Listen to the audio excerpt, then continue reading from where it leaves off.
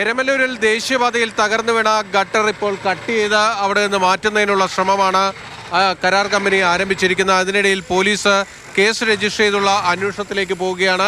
പരിസരവാസികളുടെ അടക്കം മൊഴി പോലീസ് എത്തി രേഖപ്പെടുത്തിയിട്ടുണ്ട്. ഇത് ഈ അപകടം നടന്ന ഉടനെ തന്നെ ഓടിയെത്തിയ ഒരാൾ ഈ തൊട്ടടുത്ത് തന്നെ താമസിക്കുന്ന പ്രനൂപാണ്. പ്രനൂപിനോട് ചോദിച്ചാൽ എങ്ങനെയാണ് ഈ അപകടം സംഭവിച്ചത് എന്നത് കുറച്ചുകൂടി വ്യക്തമാകും. അതിൻ്റെ ചിത്രങ്ങളടക്കം പ്രനൂപിൻ്റെ കയ്യിലുണ്ട്. ആ സമയത്തുള്ള ഫോട്ടോ എന്താണ്?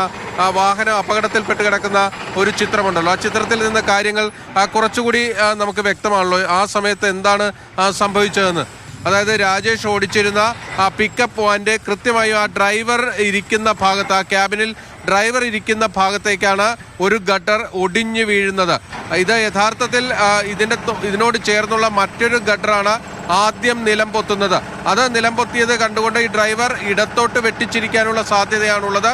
അതുകൊണ്ടാണ് ഈ ഡ്രൈവർ ക്യാബിൻ്റെ ആ സൈഡിൽ കൃത്യമായി അടുത്ത ഗട്ടർ വന്ന് വീണു. അതായത് നിലം പൊത്തിയ ഗട്ടറിൽ നിന്ന് യഥാർത്ഥത്തിൽ ഈ വാഹനം രക്ഷപ്പെട്ടതാണ്. പക്ഷേ ആ ഗട്ടർ വന്ന് വീണ് മറ്റൊരു ഗട്ടർ കൂടി അതിൻ്റെ പിന്നാലെ നിലം പൊത്തി.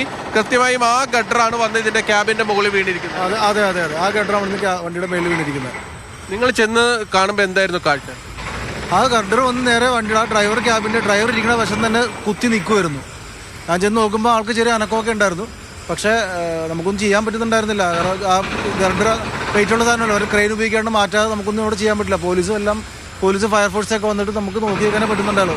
ഇവരുടെ ക്രെയിനിൻ്റെ ആൾ വന്നെല്ലാം എടുത്ത് മാറ്റിയപ്പോൾ തന്നെ ഏകദേശം 3.5 മണിക്കൂറോളം സമയം എടുത്തു.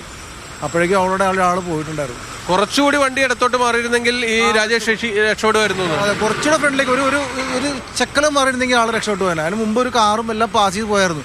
ഈ സംഭവം നടന്ന ഉടനെ നിങ്ങൾ വരുമ്പോൾ ഇവിടുത്തെ ഈ ക്രെയിൻ ഓപ്പറേറ്റർമാരെല്ലാം ഇവരെല്ലാം ഓടി രക്ഷപ്പെട്ടോ? അവര് സ്റ്റാഫ് ഉണ്ടായിരുന്നു ഇവിടെ. അവർ പേടിച്ചു പോയിട്ടുണ്ടാവും. ഇത് ചെയ്യുന്ന സ്റ്റാഫ് ഉണ്ടായിരുന്നു, അവർ ഓടി രക്ഷപ്പെട്ടു പോയി. പേടിച്ചു പോയിട്ടുണ്ടാവും. പിന്നെ എപ്പോഴാണ് ഇവരൊക്കെ തിരിച്ചു വരുന്നത്? അവരെല്ലാം ഒരു മണിക്കൂർ കഴിഞ്ഞപ്പോഴേക്കും അവരുടെ ഓഫീസർമാരും ഒക്കെ വന്നായിരുന്നു. 1.5 മണിക്കൂർ കഴിഞ്ഞപ്പോൾ ഓഫീസർമാരൊക്കെ വന്നിട്ടുണ്ടായിരുന്നു. പോലീസിന്റെ പുറകെ അവരെല്ലാവരും വന്നായിരുന്നു. ക്യാമറമാൻ ബോണിയം വർഗീസിനൊപ്പം എരമല്ലൂരിൽ നിന്നും ബിനിൽ, മാതൃഭൂമി ന്യൂസ്.